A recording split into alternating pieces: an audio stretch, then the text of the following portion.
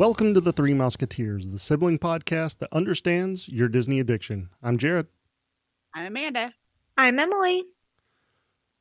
Well, we are going to have a fun time talking about Pop Century tonight on this episode. But first, let's get into some trivia. You guys ready to play? Always. Faux show. All right. What are the names of Walt and Lillian's daughters? So this is going to be a multiple choice. There's Okay. 4 answers. There's Diane, Joanna, Abigail, or Sharon. Okay, well, is this a trick question? Because you just said there's 4 answers. No, there's multiple answers, but there's multiple 4 choices. choices to choose from. Okay. How many daughters did they have? Well, that's for you to know. Okay, can you say them again? Diane, Joanna, Abigail, or Sharon. Diane sounds familiar, but I think that's a granddaughter. Amanda, do you know how many daughters they had? How many children did they have? I That's for don't you had to this know. before. We've had this question before. That's why I was wondering. know. I think we've talked about this and I cannot remember. Which is going to be a problem. Yeah. I want to say there were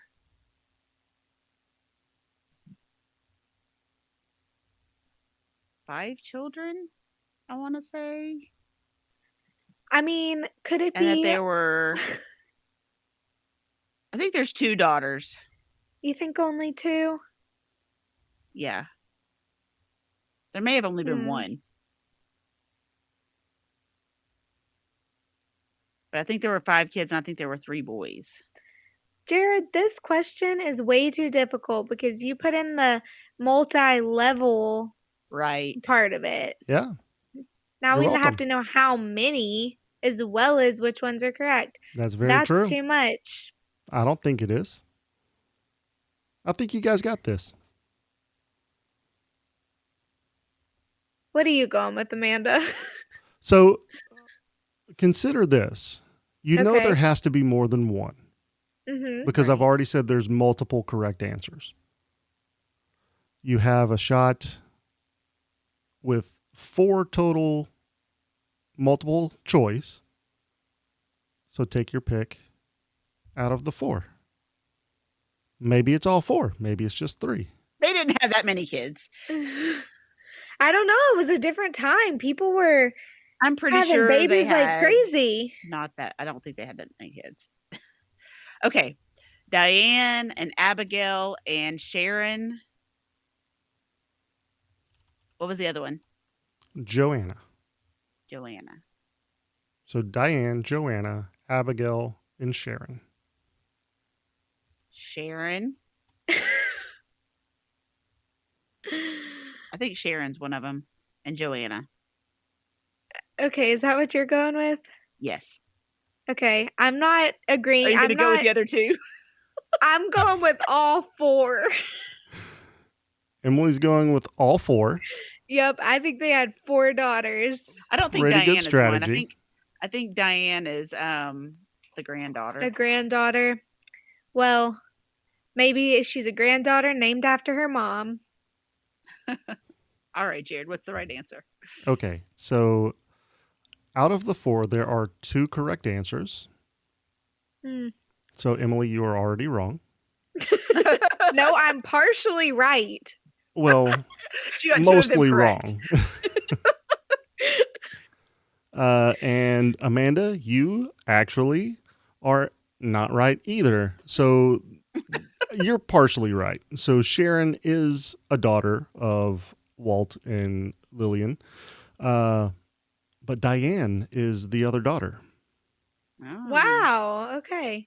So you knew Diane was a family member. You just weren't thinking daughter. Yeah, I remember Diane Disney, but I really thought that was a granddaughter, but maybe not. So Joanna is a granddaughter. Oh. And Abigail confusing. is the daughter of Roy. Oh, Oh, interesting. okay. Fun fact. Did you guys know that Sharon was adopted? No. I did not know that. The youngest of the two was adopted, and that would be Sharon. Wow. Interesting. Very interesting. So there you go. I never realized that Walt had adopted a child. Yeah, me neither. Yeah, so fun fact. So I got, I guess, a history portion I know. right at the tail end. You really did. All right. Stolen from him. Yeah. Let's skip my portion. Moving on. Nope. Emily, go ahead and get into a history fact. Okay. So for my history today, we're going to talk a little bit about the dinosaur attraction as well as the McDonald's sponsorship that Disney had for quite a while. Because if y'all didn't know, those two kind of go hand in hand. Disney for a long time had a partnership with McDonald's, and McDonald's had a lot of like advertisement in Disney parks.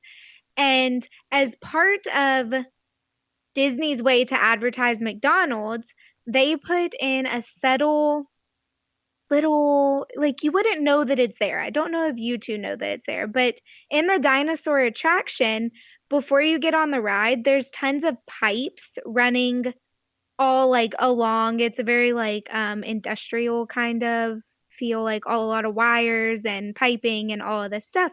And there is a red, a yellow, and a white pipe that if you look up, it has some writing on it. And the writing is actually like the scientific chemical names and symbols for ketchup, mustard, and mayo. It's an homage to McDonald's, which they no longer have a partnership with, but it's cool that they left it, and you really wouldn't know like what that was unless you knew this little fun history fact behind it. Like if you think about the straw from McDonald's also, it's the red, white, and yellow. Yeah, it is. Yeah, it is. That's a very good point. Look at you. Look at me go. Why don't you just take over the history portion tonight? For dear? real. Why did I even do this? Because I it's your could have saved segment. mine. Yeah, but I could have saved it for next time. You could have. No, So that's pretty did y'all interesting. already know about that?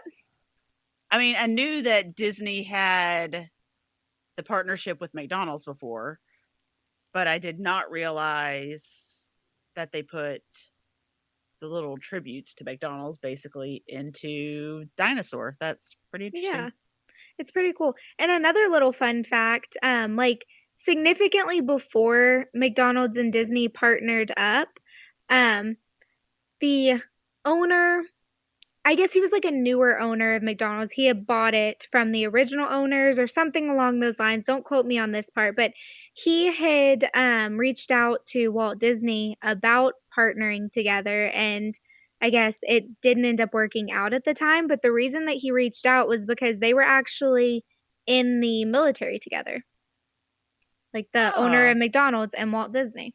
Oh, very That's pretty interesting. cool. So he reached out and was basically like, hey, longtime pal, do you remember me? I'd love to partner together. Another Yeah. interesting fact, Walt wasn't really in the military. Well, he was in The Red Cross. yeah, he was in the Red Cross, and I guess he met this guy whenever he was in the Red Cross, and I think this man was actually in the military, but they met during their time doing all that. It's very All that. interesting because typically whenever you see a sponsorship go away, Disney's pretty quick to take out any reference to that sponsorship. Yeah, but it's so vague that It is. people don't realize that it's McDonald's. because Yeah, it's red, yellow, and white. I mean, that could be anything. exactly. And if you're not like a scientist, you're not going to know that the like letters and numbers that are on those pipes symbolize those things either. So Right. Well, you're not a Settle. scientist, Emily, and you got it. yeah, I read an article. Well, there you go. There's a lot of people that can read articles. Yeah, I guess that's true. I would say most people aren't illiterate. Yeah. For the show, Emily is the Disney historian, so Uh-huh. she's got to know these things. Yep. All right. Well, that's pretty cool. Amanda, why don't you give us a tip for the week? All right. This week, I want to talk about my cruise because, I really enjoyed it. So, in particular, I want to talk about transportation to the cruise, to Port Canaveral, and in the case of me. Um, we took Disney transportation when we went. So, it's a Disney Cruise Line bus. They picked us up at Walt Disney World and brought us to Port Canaveral to our terminal where we get on the cruise ship. And it was really nice. We knew we were going to get there on time. We knew if not that they would wait for us. But my complaint with it is that they get you there right as it's time to leave. So you basically lose your first day being on the cruise ship. So my suggestion is to take another form of transportation at least to your cruise so that you have a little extra time on the ship and you have other options like driving your own car or renting a car. You can take a limo or a town car. You can even do Uber or Lyft. So there are other options. I believe there's also other shuttle services that take you there. I would just try to steer away from ones that are going to get you there later in the day if you want to enjoy your first day on the cruise ship. So, what time exactly can you get on the cruise ship? Like, what time did y'all get there versus what time they start letting people on? So our cruise opened at 11 a.m. People could start boarding. And we were probably, if not the very last people getting on the ship, we were next to last. I mean, we were Wow. way at the end. Yeah. So now it's a little different because we did have our children with us. And so they had to be tested before we got on the cruise ship. So that took a little time, but we weren't the only ones. Anyone who had children or not vaccinated had to be tested before you got on. So I don't think that held it up that long to where that made us last.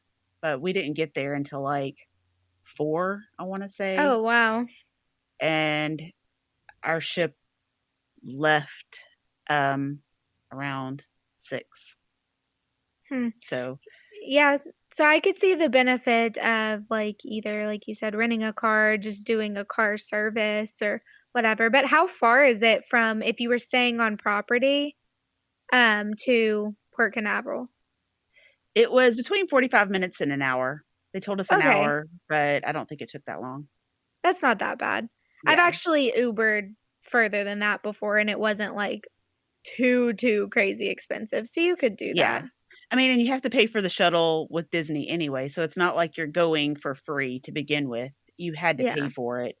So I don't think it's going to be that much more to get there a little earlier. Plus, then if you're getting there late, you're missing all the chances to do fun things on the ship that day.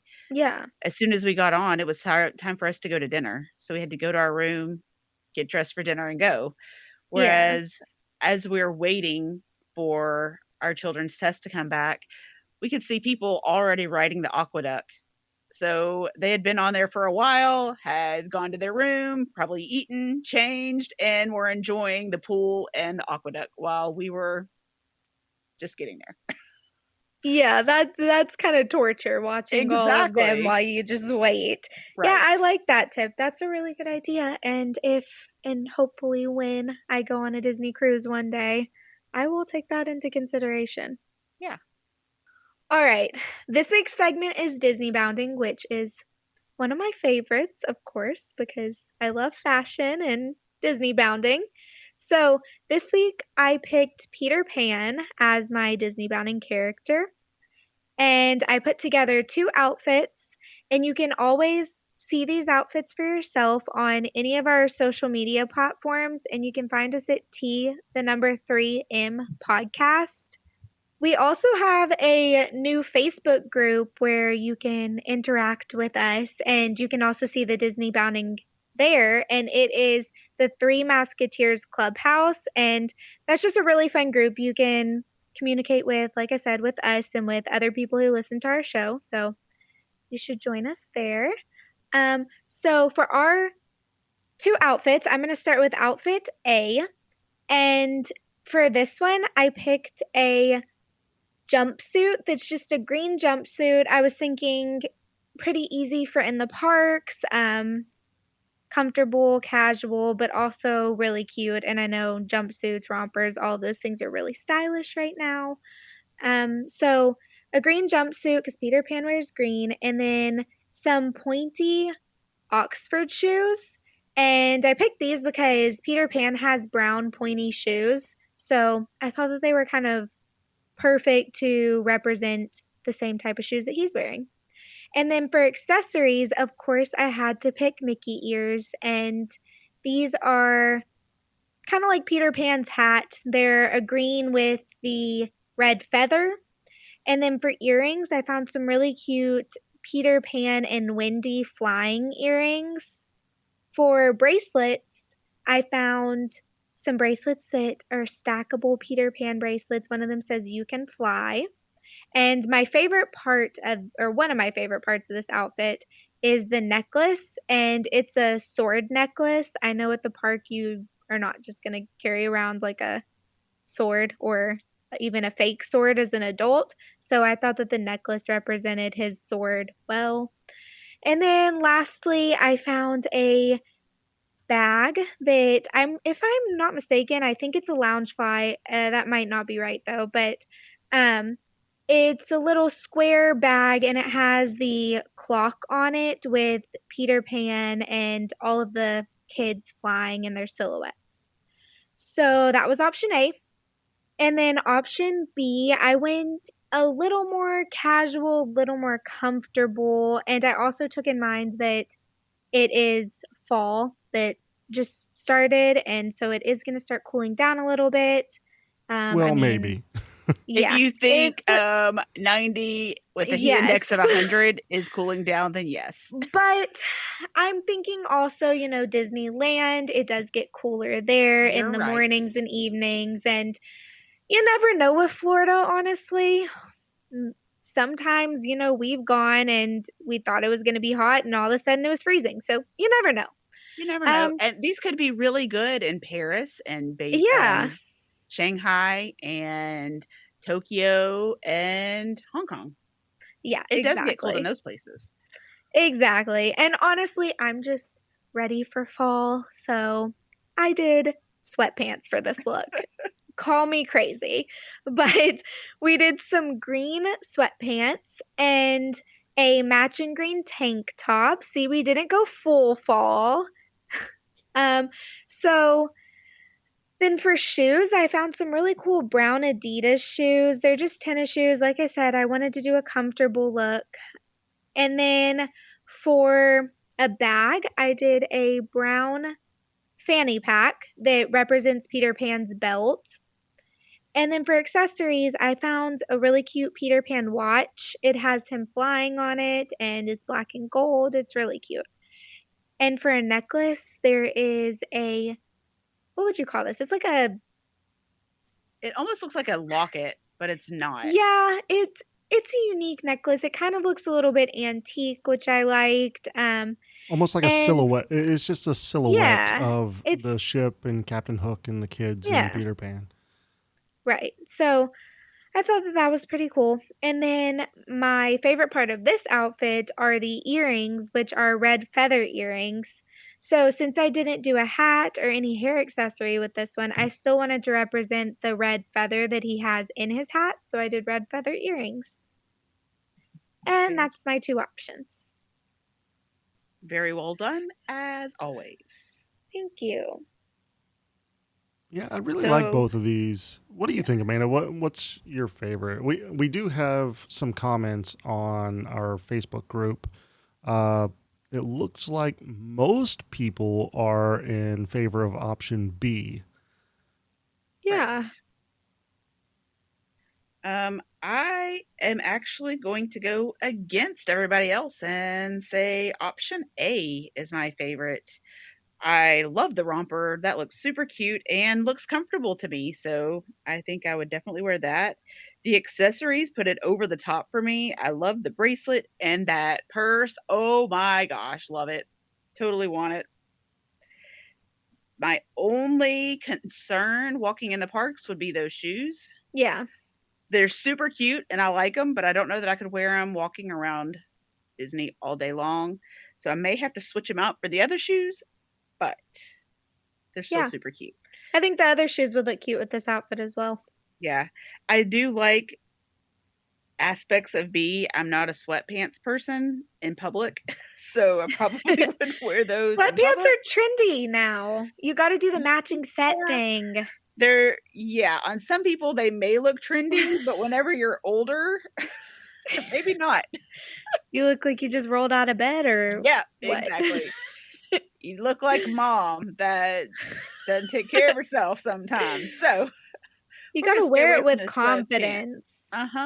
Confidence that I look like a mom in sweatpants. What you should We're not do doing that. is you should cut a hole out of the crotch and put that as your neck line and put your arms through the legs and just wear it as a top. I don't know where this came from, but okay. You're welcome. Oh gosh. If you do this, you still have to wear pants. Otherwise, you're going to get kicked out of Disney. Yeah. Well, Just yeah, of saying. course. Yeah, find other pants. Yeah, you take a shirt and you put your legs through the armholes. What is wrong with you? I don't know. I don't think anybody knows. I do really like the necklace on B, though. I think that's super cute. Yeah. The watch is pretty cute, too. What So, about What about Jared? He wants to wear sweatpants as a shirt. Yeah. I'm gonna wear the sweatpants as a shirt. No, I really do like B.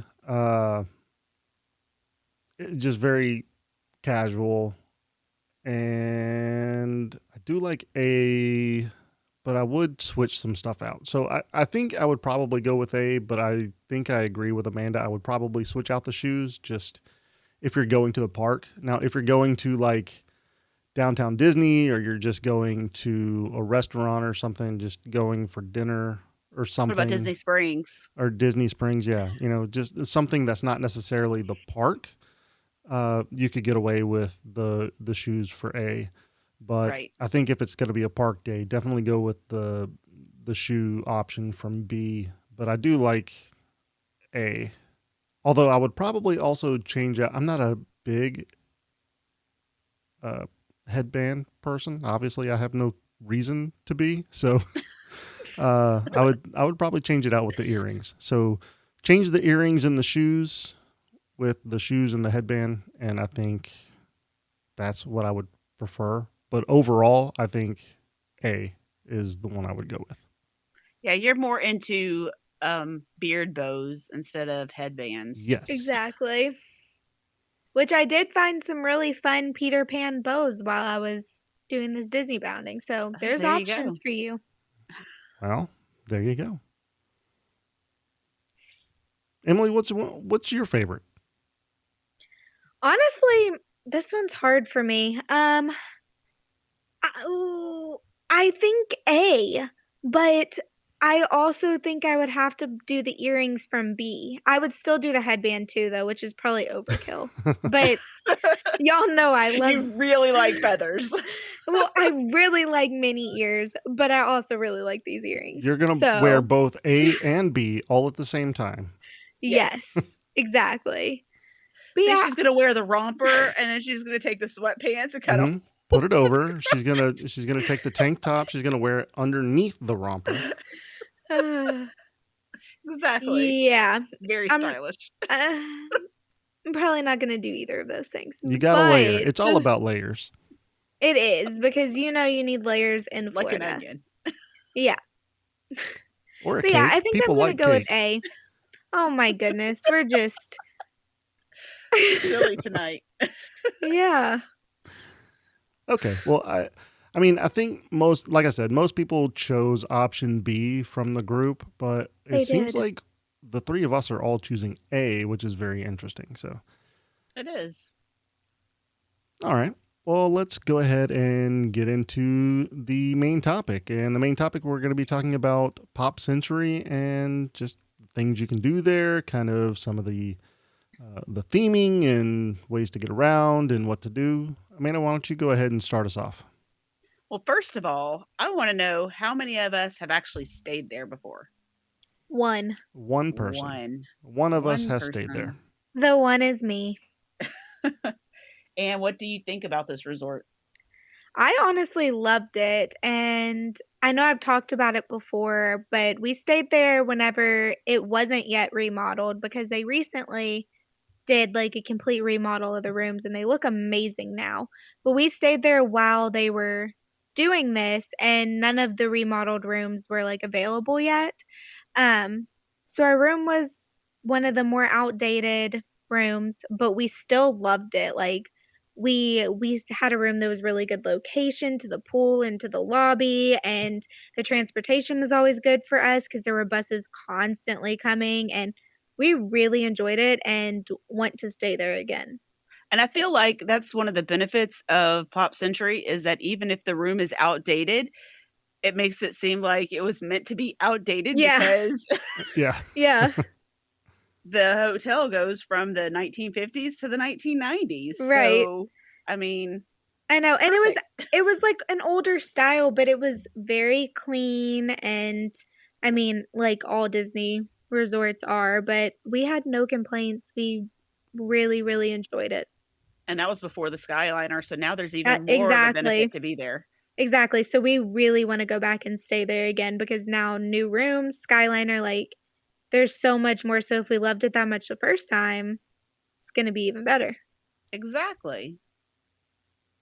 So there are different buildings for each of the decades that they go through. So there's the 50s, the 60s, the 70s, the 80s, and the 90s.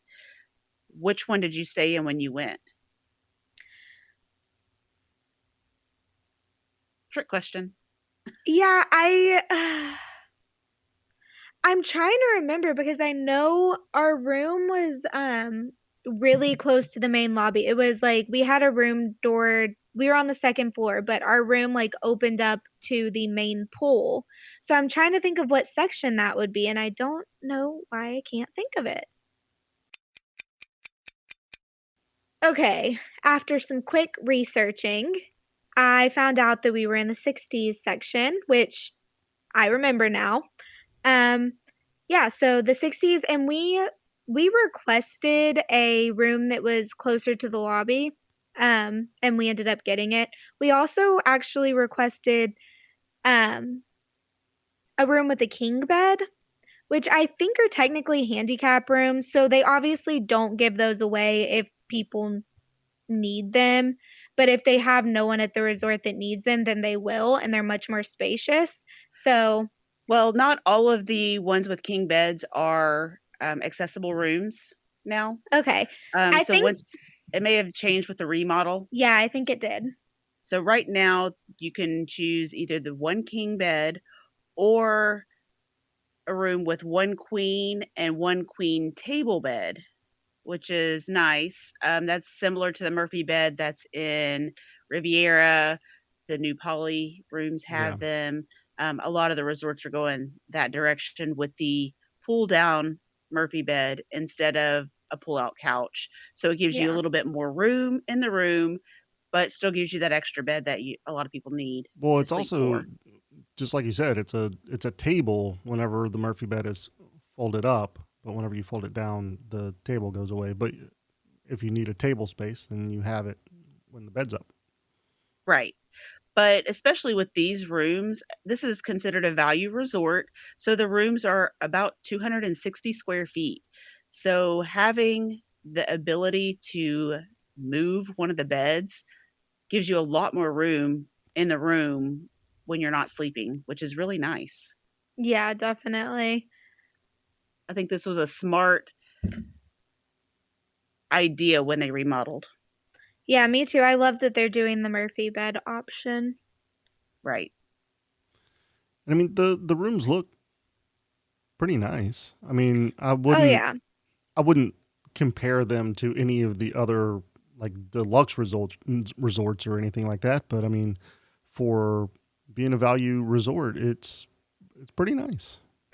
To me, it's like really nice because I look at the pictures of the updated rooms and stuff, and for the price that you're getting this resort for, to me those rooms are nicer than some like regular non-Disney hotels that you would stay in Right. for a similar price.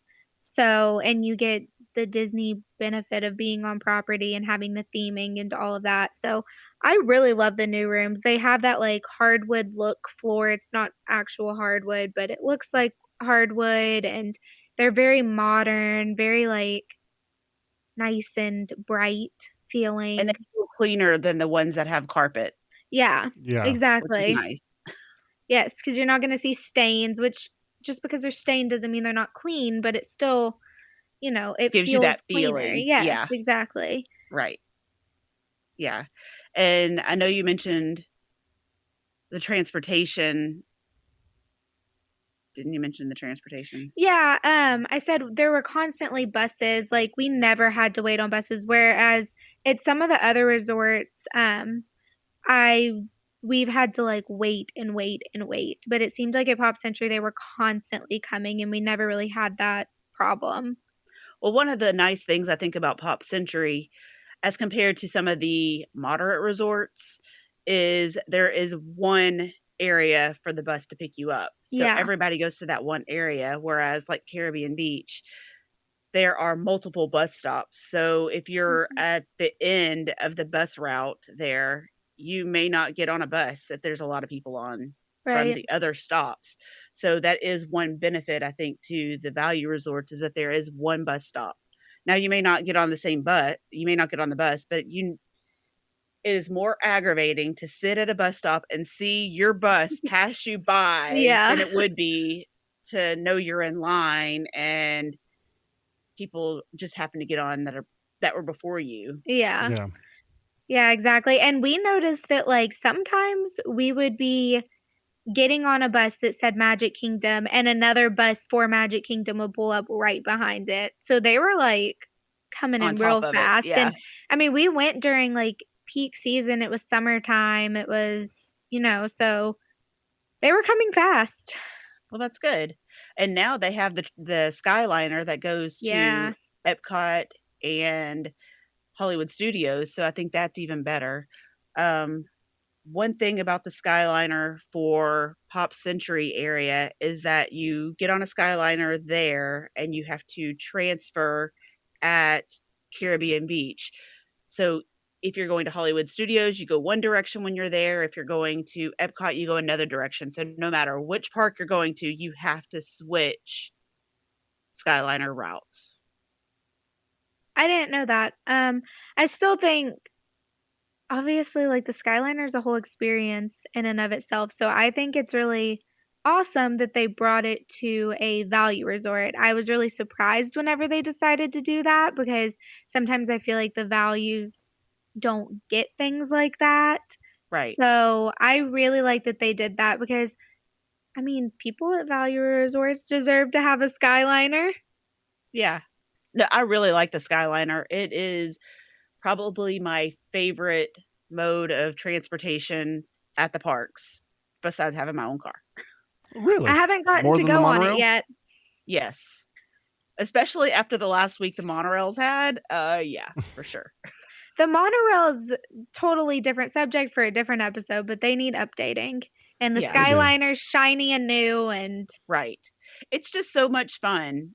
I'm terrified of heights, but I don't feel like I'm high up when I'm on the Skyliner, which is weird, I know. But I really like it, and it's a great mode of transportation. I yeah, really hope they connect all the resorts and all the yeah, parks with a Skyliner. that'd be cool. I It mean, I would. do like the Skyliner option. I do know that people have had some issues in the past, though. I mean, yeah, there's anything. I mean, even on a bus, there could be issues. So, no mode of transportation is going to be 100% all the time. Yeah. But it's a great option and get you places relatively quickly, and it's not so bad. I like it. Yeah. All right, well So, let's talk about some dining options real quick. I mean, there's not a whole lot to choose from, but you do have the Everything Pop, which is the food court. right. And while you're there, I mean, it's a food court, but there are 5 different areas that you can go to within the food court, which is nice. Yeah. Yeah. You Gives you a have little bit, options for yeah, sure. There's also a grab and go market area where you can just get like prepackaged things like muffins, sandwiches, fruit cups, waters, things that you can take like on the go if you're trying to get to the park for rope drop and you don't have time to sit down for breakfast or you just need a snack or whatever. Um so there's that little area. I remember whenever we were there, there was like Amanda said, it's like kind of a cafeteria, so there's different sections and there really is something for everyone because like one member of your family might want pizza, but the other one might want like a fried chicken dinner and they have both. Like there's options for anyone, which is nice. yeah. You also have another option. It's the Pedals Pool Bar. So that's at the main pool in the 60s area, actually. Yeah, it's a cute little bar where you can get fun drinks and all of that stuff. Yeah. Also, you can get pizza delivered to your room, Oh, cool. Ah, from which where? I think that it's from the food court, but it's like a whole pizza. And we tried to do it one night whenever we were getting back from the park pretty late. And they said they were open. They were open crazy late. And we called and called and called. And it was like a busy signal the entire time. So I don't know if everyone was ordering pizza that Yes, late they were. or they just. Probably. So we never got to try out the pizza, but it's a fun option. It's kind of ridiculously expensive. And if the dining plan isn't around anymore at the moment, but it took 2 table service credits Which to is order a crazy. pizza. Like, Yeah. I'm sorry, but no, I'll just pay $30 for it. Yeah. Right. Yes. I think that's what I would have done. Yeah. Save the dining plan credits for an actual meal and just pay out of pocket for that. Yeah. Yeah. Most definitely.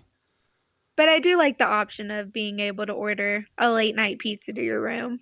Yeah, that is nice. That's a pretty cool amenity that they have, but I think they have better amenities. Let's talk about the amenities that are at Pop Century. One thing that I wanted to talk about specifically is the pools. They have There's how many 3 to pools? choose from. Yeah, you have 3, and they're heated. Well, So all the pools at Disney are heated. I know, but yeah. I mean that's something that is going back to what Emily was talking about. Whenever you're talking about like just a random hotel off property, if you're comparing apples to apples, then you're going to get a Some of heated them pool. may not be heated. Yeah, Yeah. exactly. No, you're right. Yeah, so the hippity sorry, I'm adding letters in there that aren't there. The Mhm. hippy dippy pool is the main pool, and that's in the 60s area.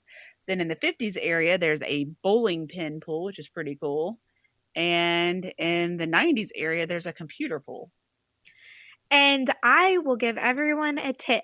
If you want to avoid the crowds at the pools, do not go to the hippy dippy pool. It was always filled with kids, always loud, always crowded. The other 2 pools never had people in them. Like sometimes we would be the only people in the pool and it was amazing. It was quiet, it was relaxing, it was wonderful. Yeah. So the Well, the computer hippy pool dippy, is the one that is supposed to be the quieter pool. right. And it was very quiet. We did the bowling pin pool once, I think, but our main pool, because we went swimming every day, we mostly went to the computer pool. Yeah, the hippy dippy pool is actually the kiddie pool because they have like a splash pad and stuff there for Yeah. the kids. Yeah. And that's why it's a little more busy than the other 2. Right. And Yeah. there's no like slides or anything at the No. pools. And that's why they have the little kids fun area, the little splash pad. Right. Yeah. None of the values have slides, and that's one Right. of the downfalls, I would say, of the value resorts is their pool area isn't usually as nice as the moderates and the deluxes. Yeah, but they're still really fun, and they do still have, like, at the main pool, they have cast members out there that are constantly doing like fun games and like interacting with guests and like hula hoop contests, all sorts of fun things out there. Right. Yeah. Don't they also have an arcade? They They do. do. The Fast Forward arcade, and it's more like a classic arcade, like what we probably Mhm. grew up with, which is It's fun. We did the arcade. I don't know why, but we were because feeling it's fun. yeah, we were just walking by it and then we were like, "Do you want to go play arcade games?" And we went in there and played for like several hours. Oh, right. It was fun. It's a smaller arcade, but it's really fun. Okay, look, I'm just going to say this. If I'm staying at Pop Century and I do have a rest day, my rest day is going to be spent in the arcade. Yeah, there you go. To me, it like you get this like nostalgic feeling while you're there and like you want to do all these like fun things that bring you back to being a kid. Yeah. That's what's like really fun about the resort is it's so like overly themed and just fun. It makes you feel like a kid again. Or a toy. It's almost a Toy Story. It kind of is because everything is so like oversized and once you get outside, everything is giant, larger than life. So Yeah. Which is pretty fun. yeah. So something that I was reading about was they have like dance parties and games, including like Goofy Bingo and Disney Trivia. Name that tune. I don't know if all of those are going on currently, I but don't know. normally, yes. Probably I would not. say probably not. Yeah, but There were also ping pong tables. We played a fair bit of ping pong. Oh, fun. They also do movies under the stars, which is fun. And I think all the Disney resorts do them, I think so. but that's another benefit that you won't necessarily get off off property. property. And, yeah, Yeah. for sure. So I that's mean, nice. there's still added benefit of staying at a value resort as opposed to off property for sure. Oh, Right. definitely. And like I said earlier, I really feel like for the price, you get a lot and it's worth it. Yeah. They also have a playground in the 70s area and a jogging trail so you can, stay in shape if you're there. Oh, you mean Well, besides you know, just walking the parks? Yeah, if Yeah. walking 30,000 steps a day isn't enough for you and you want to jog, Okay, but here's what I will say because it's a jogging / walking trail. And I did not jog while I was there because I would never work out on vacation. But we did casually stroll on that trail because it is very, very pretty. You're on the lake and it's very scenic and windy and it's quiet. It's kind of like away from the rooms and the pools and all of that. And then as you're walking, there's like the trail is like lined with all of these like fun history facts about the times that you're in, like what area of the resort you're in or whatever. But the whole trail is along the water and it's really pretty and I would say worth a stroll just don't do it in the evening or at night because for the of wildlife. yeah. We actually did see a snake. Okay. It slithered right across the trail. I'm not worried about those quite as much as the other wildlife that may be inhabiting the area. Yes. Like But Florida yes. Man. Swamp Thing? I don't know. All right. Well, what else can we talk about Pop Century? Is there anything we missed? Did we cover the open date? We have not covered the open date, which was in 2003. So whenever they initially planned Pop Century, they were going to have two different sections. They were going to have the classic area, which is what we know as Pop Century now, and a legendary section, which was going to be more current times. And they opened the classic area in 2003, and then there was a downturn in the economy. So they put the legendary area on the back burner for a while, And then in 2010, they decided that they were going to go in a different direction and announced that they were going to be doing art of animation instead of adding on to Pop Century. So that's where art of animation is now. I think another fun little fact is that there's a bridge that connects art of animation and Pop Century. And the name of the bridge is the Generational Gap Bridge, which is pretty fun. And if it was classic area and legendary area, it would totally made sense to have that bridge Yeah. Yeah, it there. would have probably been the same thing. That's pretty funny. I kind of like the idea that they went with, though, going with art of animation instead of just the next generation. Yeah, it's something new. It's something different. I mean, Yeah. I don't know that I would want just another area of more decades. I think adding a different value resort into the mix, I think, is definitely a better option. But that also, with them doing that, that gave you almost like 2 resorts in one, because now you can walk over to Art of Animation and enjoy some of their amenities too. I Mhm. mean, not necessarily the pool and everything, but their restaurants. You can go over Yeah. there and eat at their restaurants. You can shop in their shops. So you have other options instead of just what's available at Pop Century, which is another benefit. Right. Yeah. And I would suggest doing that. That's also a very nice walk over the bridge and everything. And they have a very good food court.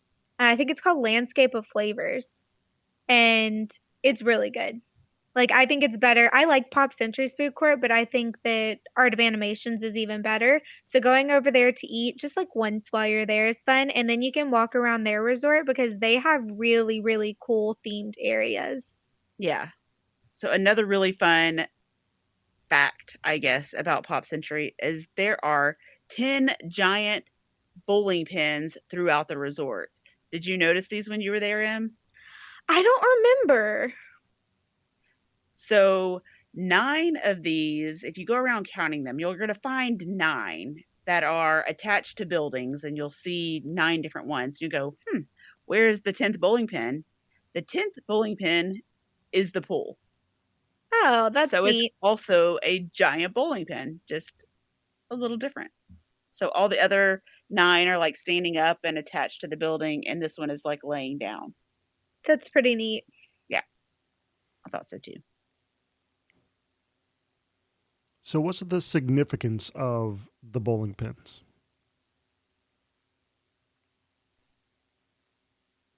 Part of pop culture, bowling. Okay. I don't know if there's anything else. They have a lot of that sort of stuff. They're like yo-yos and Play-Doh, yeah, all sorts of. Yeah, I mean, like, it spans between the 60s to the foosball. 90s. Yeah, I mean, I get Yeah, that. It's just like, whenever I'm thinking about it, like, I guess bowling does kind of bring up like nostalgic, like old birthday parties that you would have at bowling yeah, alleys and stuff. So, but I mean, I know and it that some spanned kids still all those have bowling decades. parties and stuff. So, Yeah, but it spanned all those decades too. If you think about it. yeah, Yeah. Like even the Play-Doh, so the container of Play-Doh, if you look carefully at it, it looks like they have fingerprints, like giant fingerprints on the Play-Doh on the characters that they've created. So if you look really close, you can see stuff like that, which is pretty cool.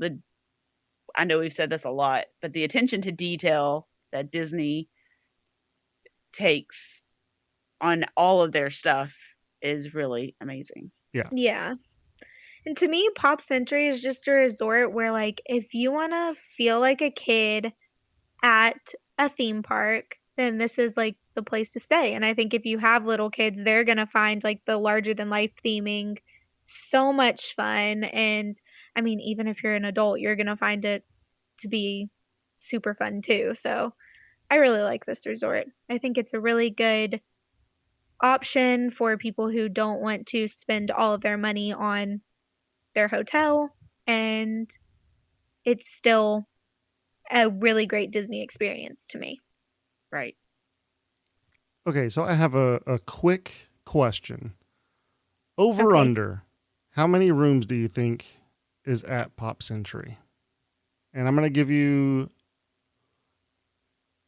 2,600. Is it over or under that? Over.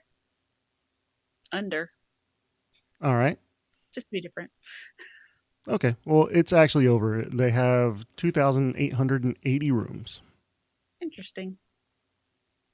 Very cool.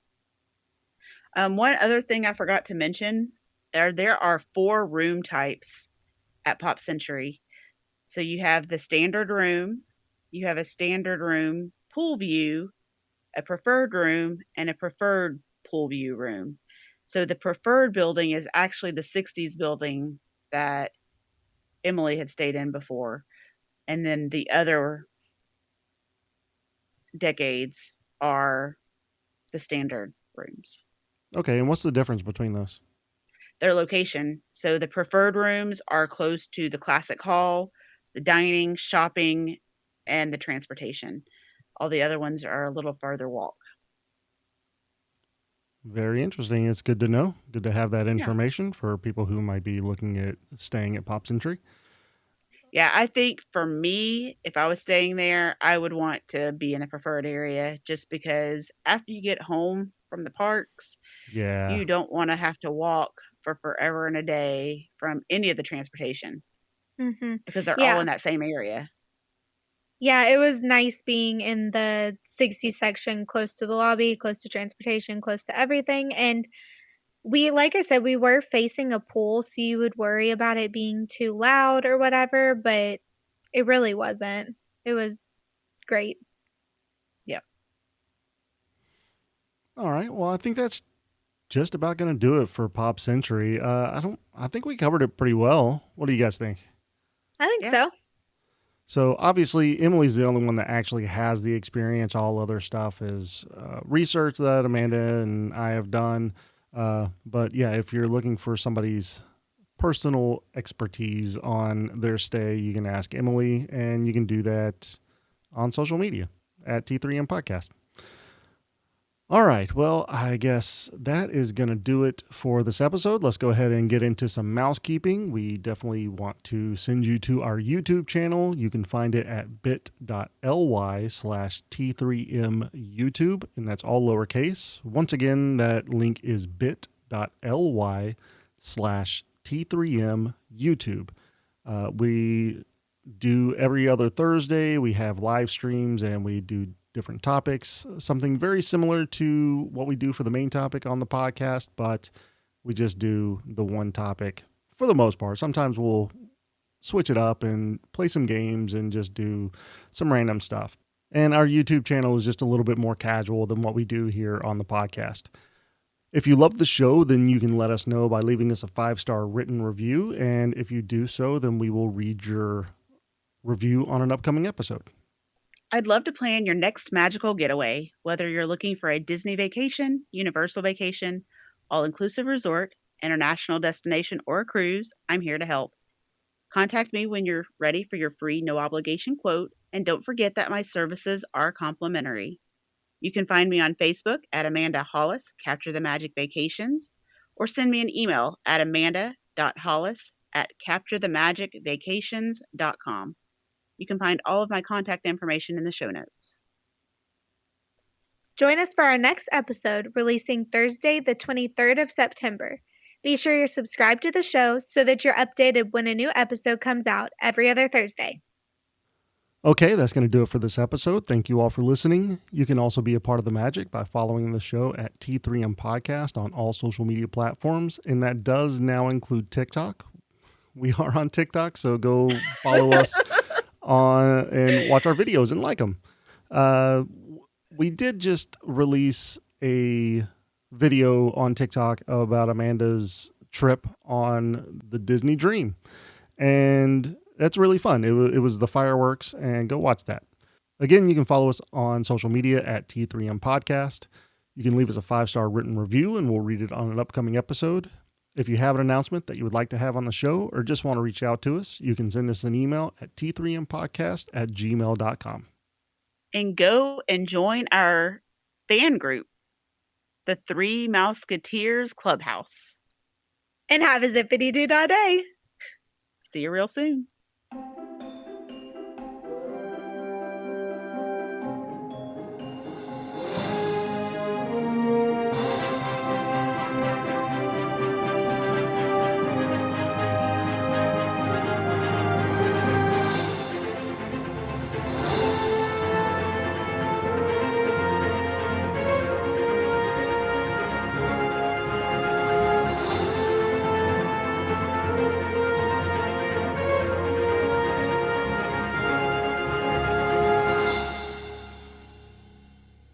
And this was like an homage to.